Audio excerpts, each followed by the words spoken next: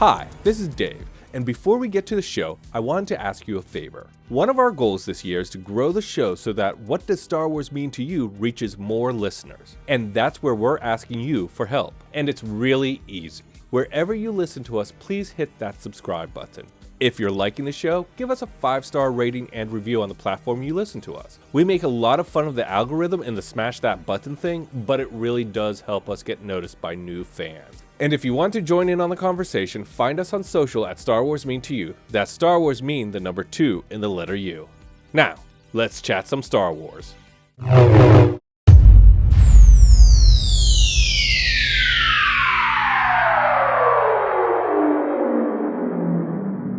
Hello there. This is Elora, and I'm a prequel trilogy kid.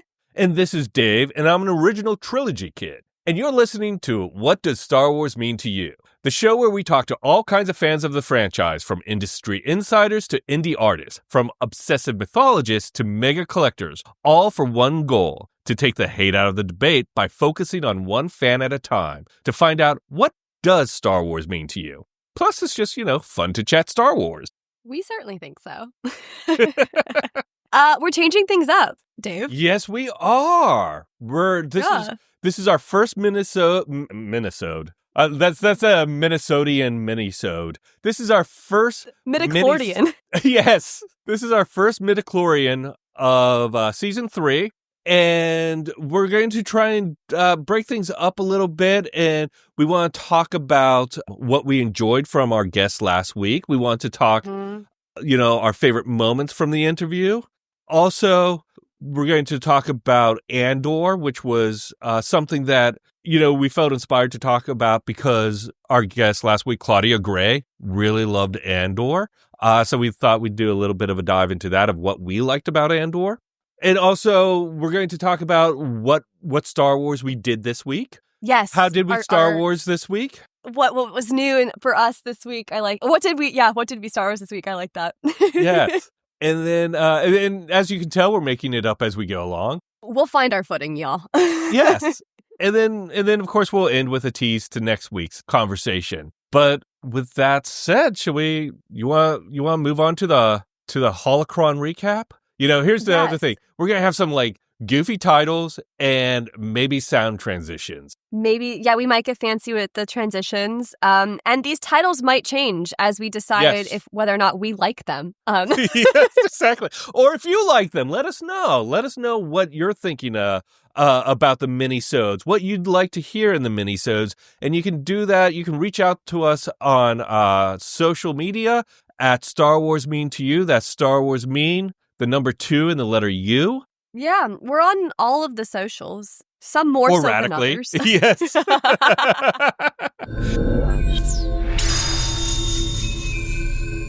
So last week we talked to Claudia Gray, which was truly what an interview to get. That was awesome. It was a bucket list interview, I think. It really was. I admire her greatly as a writer. I feel bad for being such a fanboy about her because we talked to a lot of different people and they're all great, but Claudia Gray just has well, you love Bloodlines. Yes, and Lost Stars. Oh, yeah.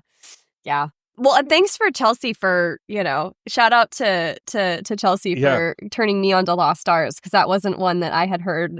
Well, I mean, I'd heard of it, but hadn't dove into yet. Exactly. With her recommendation, I think we both were like, let's dive in. Yeah. That was a real treat. What would you say is your favorite takeaway from our chat with her? Ooh, there are the very deep things like that. She's kind of funny, has a wry sense of humor, very self-aware. And very authentic in a way, recognizes the world she's in. Yeah. And yet not made it clear, but is look, I'm in this world, but even I am not all the way into this world in a way that I know things that aren't there. Yeah. But I think there was 2 bits that I really enjoyed. The first was her complaint about the Princess Leia doll from 1978. Being a little too big for Barbie clothes. There was some conspiracy at Kenner that was make them slightly bigger than Barbie so So Leia could not wear Barbie clothes. Yeah. And I love that she carried that, into adulthood. Like, I can understand that kind of kid frustration coming into adulthood. A formative experience. Yeah. Yes. And very relatable. I loved her. She was talking to us at one point about how she turned her bedroom closet as a child into an X-Wing simulator. Oh, yes. That was also, I don't know, it made me want to be friends with little Claudia. Yes, exactly. Like, that's the kind of, like, I don't know, that's how we had to do back in the 70s. It's like take paper and draw buttons on it and tape it up around the room to make a spaceship. I mean, I feel like, and I'm kind of the generation that might be the last generation that kind of did this. I don't know if that's accurate or not today, but because I don't have children, but I remember, like, my sister and I, we weren't building X-Wing simulators, but we were certainly building, like, we would take any cardboard box that came in the mail, and it became a structure in Polly Pocket Kingdom in our playroom. Like, we were constantly creating with trash. We did that same kind of thing with the styrofoam that came like with electronics and stuff. We would use that styrofoam and make like Hoth play sets. I hope kids today are still doing stuff like that, because she was talking about that and I'm like, that's so relatable. That's so fun. That's so cute. Yes. Another thing I really liked or I really appreciated that she said was, and I forget what the context was, but she said, I spent my life asking, what would Princess Leia do? I remember what it was. I think I asked, how do you write Princess Leia so well? Because this is what I've always, since I read that book, I was like, you're not just writing Princess Leia, you're writing Carrie Fisher's performance as Princess Leia. And that comes across on the page. And I think she responded a little bit by saying, well, I spent my life asking, what would Princess Leia do? And I think that's kind of so awesome. And I guess energetic. I don't know the right word, but what would Princess Leia do in this situation is a good question to ask yourself, because you're probably going to get a good answer. Something that's positive, something that you can act on, something that's doable, productive. Yeah. So I liked that. I just liked it. I don't know. No, I like it too. I think something that I've noticed with a lot of the authors we've had the privilege to interview is I think they're so successful because they grew up as fans of the franchise. Yeah. And so they looked to these characters for a lot of guidance, like we all did. And they're obviously naturally talented, almost kind of, anthropologists in terms of their writing, because they're able to take that. And there's a special kind of skill and power in being able to take the lessons you took from your childhood heroes and then be able to, like, give it back to the world in their voice. I've noticed it as like a consistent pattern with a lot of the authors we've had the opportunity to chat with, and it's a really cool thing that they all, I feel, kind of have in common, which is like the ability to, like, I don't know, just like regurgitate the wisdom of their, like they're not leaders. That's a weird way to say that. They're the people that inspire them. That was a horrible way to say that. The inspiration of their idols. Yeah. Yes. It's kind of like, it's like a magic trick. It's like any great magic trick where it's like, that there's this process there, that there's some sleight of hand, but you still, when you see it go down, it's like watching a great catch in football or a terrific dunk in basketball, or even just a well-timed joke in comedy. It's like impressive. It's an impressive act. It is. And it kind of ties into one of my other favorite things we discussed was, I think you asked her about writing action sequences. Yes. And I really liked her answer because it was so simple. And I think that's also like a good lesson for life. Like, keep it simple, stupid, Like, Exactly. Like, the best stuff can sometimes come out of being pointed and taking a more simplistic approach. Is like, she was talking about how what she does is, she just needs to kind of take moments or descriptions of the sequences things that we feel when we watch Star Wars. Yes. And that it's really, I mean, it's hard to do. That's not an easy thing to do, is to make that look easy. Yeah. But that's how she spoke about it, was just well, you just, I think she called it the cinematic language of Star Wars. Yes. And the rest just fits in. And I'm like, that's brilliant. Yeah. It was as simple as establishing a ship in orbit, approaching a planet, or where the ship is in relationship to the stars, and setting that scene, and then you're in a Star Wars, and then you move on. Yeah. I don't know. She really said that, cool. and it's so cool when you talk to authors that have really mastered their craft, because you get this inspiration of oh my God, I could do that. No, I can't. No, I can't. No, yeah, exactly. Oh, no. It is. That's why we love your books. Yeah. Yeah. I think she had so many great things to say, and I really appreciated her view on Star Wars. But the one thing I wanted to do a deeper dive into is Andor, because she seemed to really love Andor. Oh yeah. So let's visit the data pad and go a little deeper into Andor.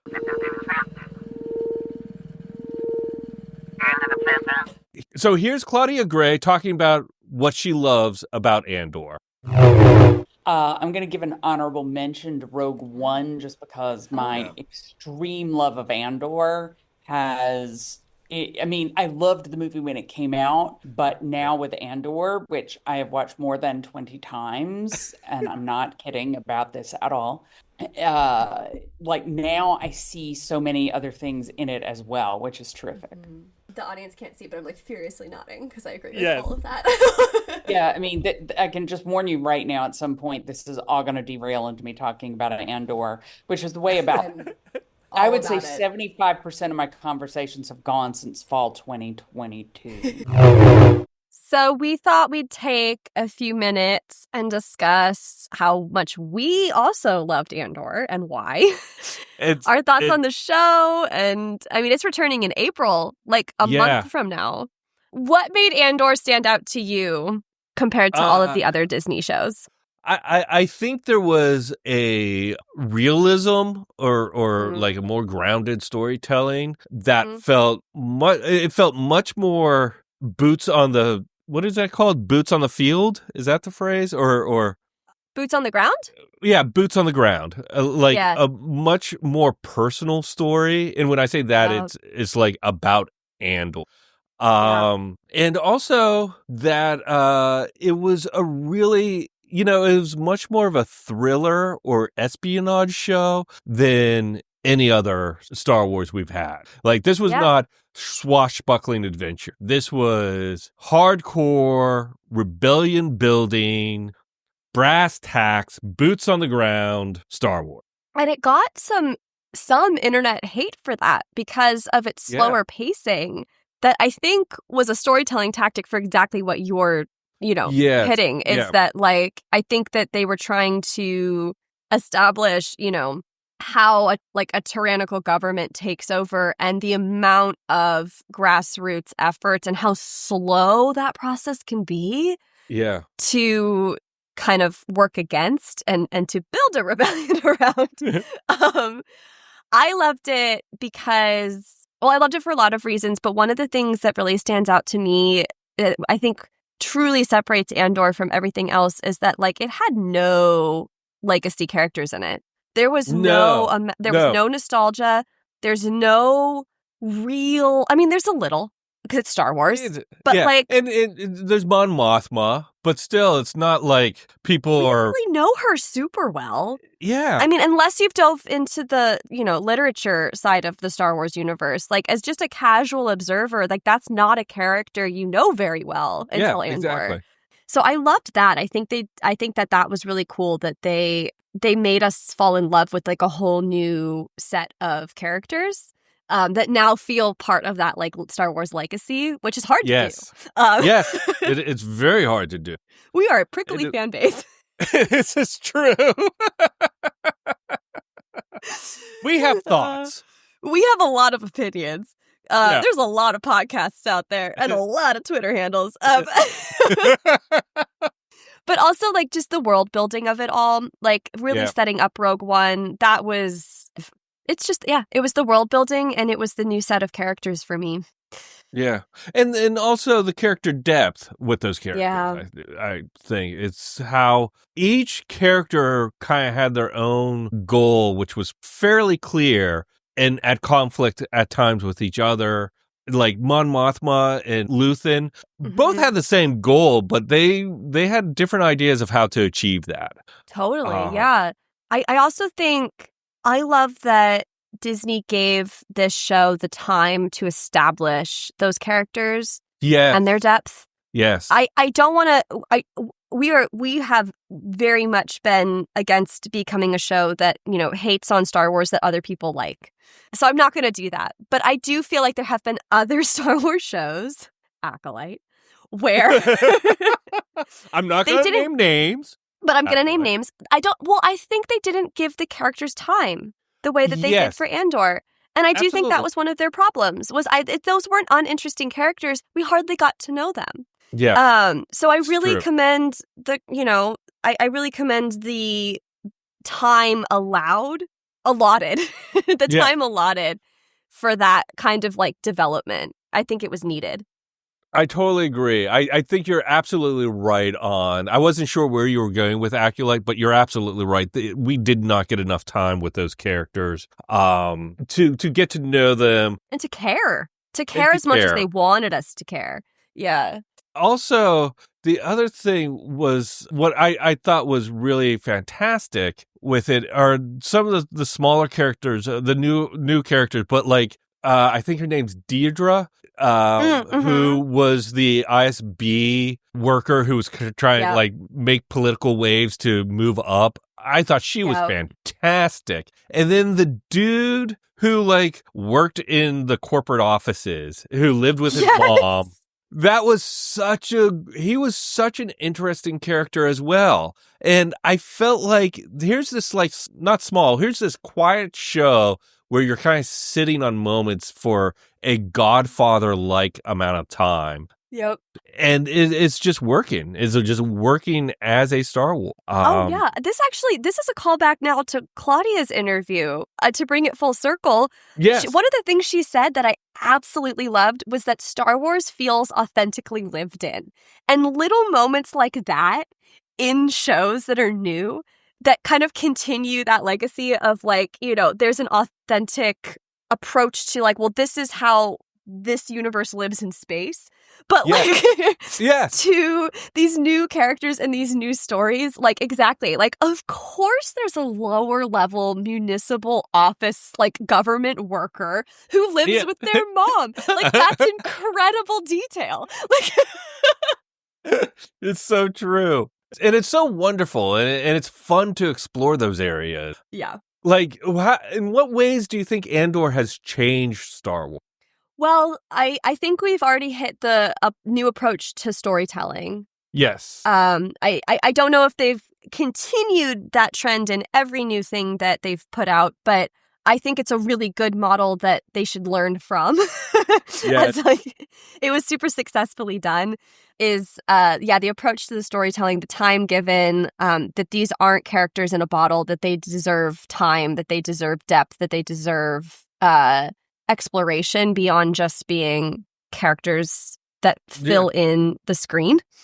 Yeah, which is, I think it's a difficult thing for Star Wars because when you look at the original trilogy, it was about archetypes. And now you're trying to create a world and you can't rely on archetypes anymore. You have to have character. And it changes storytelling too. Totally. I think that speaks to how the audience has evolved. Yes, you're right. Yeah. Like we have so much media at the touch of a finger now. Like we have to be, I think, sucked in a little deeper. Yes. Yeah. Maybe. Yeah. It's I don't know. I don't even know what my own brain thinks. I might just be speaking out my ass. What about for you? Like what? I actually think you're absolutely right. It's very odd because I think Andor is a little bit of what kind of inspired me to do this show. Like, because I really enjoyed it and then some friends didn't enjoy it as much. But it made me think, like, this is very different from Star Wars, yet feels like Star Wars. And I don't know, because of that, what is Star Wars? What is being Star Wars mean? Yeah. What does that look like? And I thought they pulled it off. And I think things like Mandalorian and Bill Burr's character, having he was like this Imperial trooper whose unit got destroyed, and he was pissed about it, and he faces off against the commanding officer who like ordered them into the wood chipper. And those kind of moments are very real. And I think the idea of making it a little more real and a little less fairy tale may have a big impact on the future of Star Wars. I mean, in some ways, like the political story and everything, its roots are in not just Rogue One, but the Clone Wars cartoon, where they went into these weird political places. It's just, I think Andor, for lack of a better term, was a little more adult. And I think that because it's successful, I think that will have a little bit of an impact. I hope so. I mean, I'll always want the fantasy element, but I do think audiences want a little bit more of that kind of like darker depth. I think that we see that trend already in so much of TV that's being made. Yeah. Even in comedies, like, not to totally like throw us out of the Star Wars universe, but like my husband and I were recently watching Shrinking.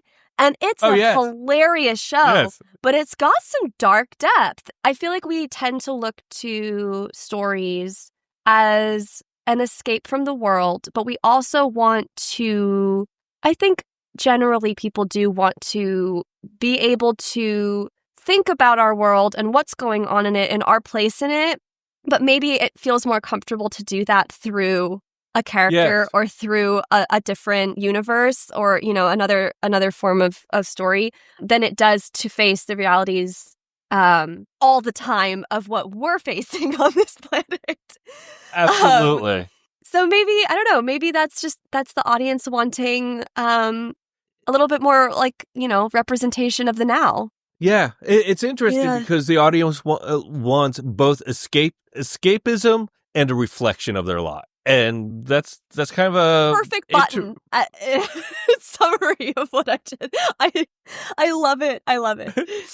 Speaking on that, then what would you like to see, or what do you expect to see in season 2 of Andor 1 month from now? I know, 1 month from now. I'm so excited.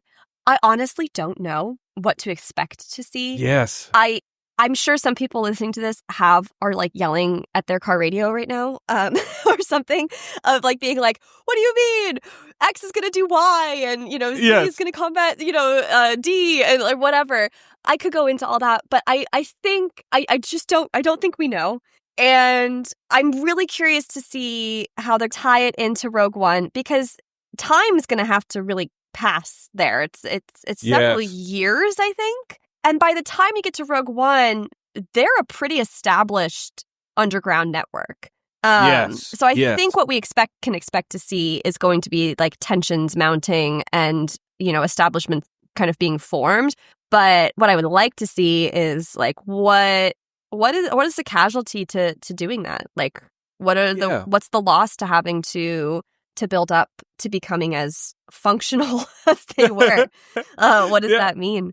I think that's great. And I also feel as though that's Rogue One kind of that leads into Rogue One, because Rogue One is very much about like what is the responsibility of a rebellion and what is the moral consequences of becoming a rebellion, because right away we see Andor murder someone because of a threat to the rebellion.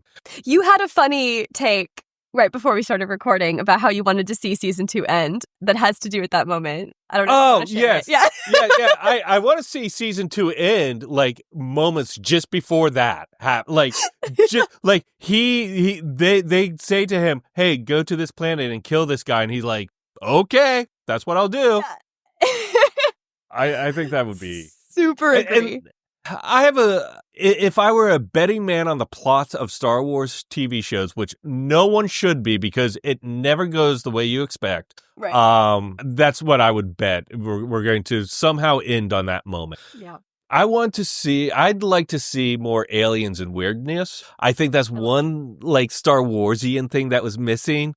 You had those kind of like Yeti creatures on that one planet, but there wasn't like, everything felt like a human bustling city, not an alien world, not like the Pirates Cove in Skeleton, right. Where it was just like strange things left and right. And that's one thing I kind of miss from it. I don't blame you. I'd like to see more of that too. Yeah, but regardless, I'm very excited for Andor season 2. Oh, so unlike Skeleton Crew, which I waited and binged all the 24-hour period, I will be tuning in the night of its release because that's how excited I am. I think Andor is a very tough binge, and I haven't done a rewatch of it yet because it is, I don't mind the pacing, but it is long. It's a lot of content. It's a lot of content. So I think it's 12 episodes. Yes. 12 episodes at about 40 minutes each. It's a lot. Yeah, it's a lot of content to casually just keep watching. I've been rewatching Frasier. That's way easier in bite-sized chunks. Yeah. By the way, if anyone, I'm going to put this out on a public platform. If anyone knows David Hyde Pierce, he is, without a doubt, my favorite celebrity. And I would just love him to know how much I love him. That's it. That's it. That's everything. That's it. So one of the new segments we want to do is, how did we Star Wars this week? And I mean, it's kind of right there in the title, like everything we do here. It's right there in the title. We're very literal people. We're very literal people. We'd love to hear from you how you Star Wars this week. So drop us a line on social at Star Wars Mean to You. And tell us, how did you Star Wars this week? Laura, how did you Star Wars this week? My dad surprised me, actually, this week. And got me, God, I'm trying to, I don't even know why I'm bothering trying to hold this up. Well, to you, but, obviously the audience can't see it. This is a giant coffee table book. It's the Star Wars Blueprints by J.W. Rinzler. And it's all of the original trilogy artwork. And, mock-ups, blueprints for the sets, for the droids, for the props. There's so much detail. Is it like actual blueprints as opposed to kind of the in-universe blueprints? Or is it... Yeah, it's the blueprints for the films. And I lied before. It's it's the original trilogy and the prequel trilogy. And I mean, it's everything that went into the production design of the films. That's why it's such a massive book. Yes. That's insane. That's so cool. It's so cool. I think my favorite has to be the Falcon. The amount of detail that went into these blueprints. There's handwritten notes in these about, lighting and what possible panels do and size and scale. And then there's fun little anecdotes sprinkled within. I wanted to read one that regarding the Millennium Falcon's cockpit design. While the blueprint indicates that the cockpit set was to match the original, so for episode 2, the Millennium Falcon's cockpit set, Gary Kurtz requested that it be made larger to give the actors more room. Hold on. When you say episode 2, you mean episode 5, Empire Strikes Back? Oh, good point. Yeah, so here it says, it is the Empire Strikes Back, but in the blueprints it says episode 2 in it. Oh, I see, because it's blueprints from 1980. Correct. 1979. Yeah. Okay. So they're confusing. Thinking. Okay. Yeah, these were done in 1978 by Chapter 2 Productions Ltd. Wow. Okay, I'm sorry for interrupting. So Gary Kurtz asked for it to be bigger. Yes. No, don't apologize. That was confusing AF. So he asks for them to be, if the set to be made bigger so that the actors have more room. But this was a very costly change to make. And it sounds like Kurtz did not consult with Lucas on this change. Wow. And Lucas was very not pleased when he saw the set, given that the first cockpit had been designed to be crowded, and he wanted to duplicate the claustrophobic conditions. but it was too late to change. And so it seems to grow slightly between films. So we're going to have to go back and see that. Yeah. Yes. That's really amazing. And I think maybe that's a little bit of what led to Gary Kurtz not being a producer on Return of the Jedi. Possibly. I thought it was hilarious. I don't know why. My other favorite thing in here is the original concept artwork for the, at the time they called it the ice plane battle, would become the Battle of Hoth. The ice plane battle. But there's a whole, like, I don't know if you could see how big, like, oh my God. So like a 3-page fold out. Yeah, it's like a 3-page fold out that has the snow walkers, and then like kind of showing how the speeders could fly between the legs and trying to show scale. And what's the name of the book? It's Star Wars Blueprints. The Blueprints. That sounds amazing. I love the idea that it's the production blueprints and not like in-universe blueprints. That's so cool. Yeah. Yeah. No, it's super rad. You can definitely borrow it. There's all kinds of fun little nuggets in here. And I've probably told a story that people like hardcore Star Wars fans already knew, but I actually did not know that. I did not know that either. I think it's very interesting.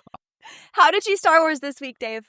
This week, because the Andor trailer came out, I finally am going to sit down and watch do a rewatch of Andor Season 1. And I'm really excited. The trailer has made me really excited for Andor Season 2, and I'm a little nervous about it because how come? I get very concerned when my expectations go up. Oh. I want them to be more like, you know what? I'll take what comes and judge it on itself and not try to preconceived judgments and be like, this is going to be the best. But I got to tell you, I'm so excited about like how they're releasing it as three episode arcs in 1 week across 4 weeks. I think that's really smart. I saw on Twitter, some people are like, people won't be able to get a chance to respond and, sit with it. And my feeling is that's exactly what Disney wants. They want to go, here's the story. Don't pepper us with critiques about things that haven't come yet when they haven't come yet.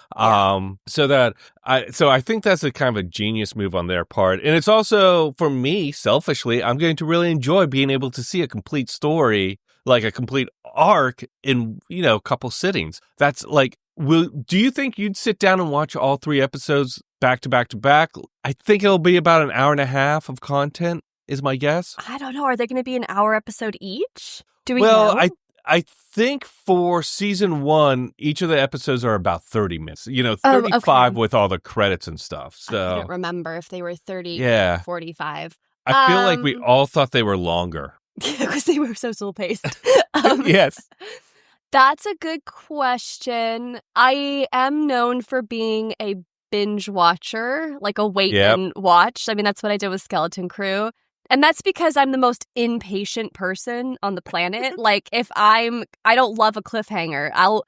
There's a couple of book series that like my friends are reading that I'm like, nope, I'm not going to touch it till it's all the way out because I'm just. Yeah, exactly. I don't want a cliffhanger. I don't want to wonder what's going to happen. Okay, I just want to interrupt real quick to say that the episode started out in like the 42-minute range. And ended up being around 57 minutes each. So they were long episodes. Okay. That might be tougher. I don't know when I just have 3 hours a week to watch TV consecutively. Yeah, that's how I feel. So probably going to have to do it as it airs. Also, I want to be able to get on Twitter and not have things be spoiled. I want to watch it with everybody. So that's a problem too, is like when I waited for Skeleton Crew, I kind of had to stay offline for a little bit. I wasn't as active. Yeah. And it's really hard. With my season 1 rewatch, I'm hoping to I love doing a rewatch because I know where the story's going and I get a chance to look for the ways they've set things up from the very beginning. And I watched episode 1 yesterday, and they do a lot of great setup for the entire show or for the entire season, and it feels really intentional and planned out. And seeing it a second time, I'm really excited about it too. I thought I might because it is a slightly slower paced show. which is fine. It's a lean-in type of show. It's a quiet show that kind of makes you think. It's so that's why I was slow on a rewatch of it. Like Skeleton Crew, I think I finished the last episode and then was like, I'm going to watch the whole season again. Yeah. What are you most wanting to see in season 2? You know what? It's so hard because I think there's a variety. Story-wise, I don't have very many expectations. Mm-hmm. I'm really excited to see, is it K2SO? Yeah, K2SO. I'm really excited to see him again. I hope he's early on. Like, I hope it's like the things in the trailer aren't all like the final art. So, oh yeah, that would be a major bummer. yeah. And like I'm really excited to see a return of the characters like Andor, Deirdre, Cyril. I think Luthen's story is the most interesting because he's the one we know the least about. So I feel like there's the most room for exploration. I agree. We kind of know where everyone else ends up. Like we know where Mon Mothma ends up. We know where Saw ends up. Yes, Saul, that's true. Saul, yeah. Saw. I always say Saul, and then I'm like, yeah, I do. Saw. Yeah, I know. But Luthen, I don't think we know. No, we don't. And that's a really interesting point. He's the one character that is like a major character within the rebellion that isn't on Yavin 4 when during the Battle of Yavin. Also, he's not in Saw's group in Rogue One. So where is he? I know, you got like these 3 faces to the rebellion, and then you've got like Cassian in the background, like doing all of his espionage, murderous shit. And then it's like, okay, but by the end, the only one left standing is Mon, and we don't even know what happened to Luthen. I don't know why this is blowing my mind right now. It's like, it is a very good, obvious question, one I didn't even think about. But yeah, I'm excited to see that too. Yeah, I think that's going to be the most interesting. I'm also... There's a line, and this is not my own original thinking. This I saw someone post on Twitter. I wish I remembered their handles. I give them a shout out. But someone was saying that Cassian has a really interesting line in Rogue One where he says, "You're not the only one that's lost everything." I'm curious, like, what's the loss? Because I think we saw a little bit of it in season 1, but he was already kind of alone. So what's sacrificed in season 2 that has caused him so much pain, I think is going to be interesting too. Yeah, I think so. And I really enjoy the fact that they have the endpoint set in stone. Yeah. Like you said, we know where they go. So it's really interesting to see how they get there. Yeah. So I'm Andoring it up. I love it. I hope you're right. I think you said already on the pod that you wanted this series to end with Cassian in the alley. Yes. I really want the series to end with him getting the orders to go kill that guy. Yeah. And we just maybe it's probably that shot where he's in the middle of the screen from behind his head. He's just walking down the alleyway towards the dude. I would love it if this was set up in a way where you could literally binge watch 1, 2, Rogue One, and you wouldn't skip a beat. Like, that would be very cool. The next time I have the flu, I would be doing that. So tell us how you Star Wars this week. Hit us up on social at Star Wars Mean to You.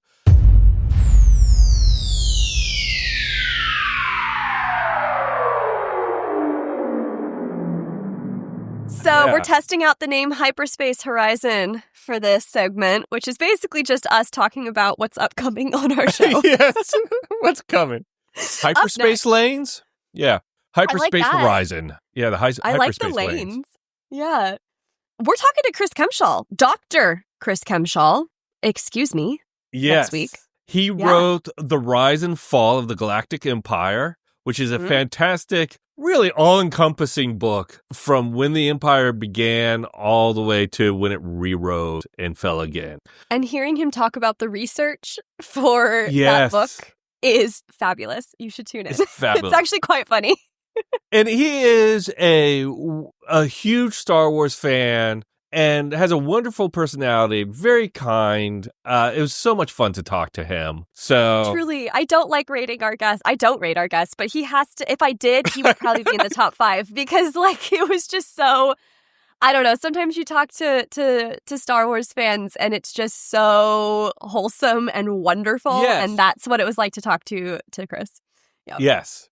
So he's coming up next week, and then if you want to, get in on the conversation, you can do so at Star Wars Mean to You. That's at Star Wars Mean, the number 2 and the letter U. We're on all the socials. Please like and follow us. It helps get the word out there. And if you're listening to us and you're enjoying the show, give us a 5-star rating. It's just like, we have to fight the man every day. Yeah. There's a lot of podcasts out there. So yeah, if you think someone would like listening to us dorks talk about Star Wars, we'd appreciate it if you helped us out. Yeah. Until then, may the Force be with you. And with you. Nice. Is it cool I called us dorks? Because I'm a self-appointed dork. Oh yeah, totally cool that you called us dorks.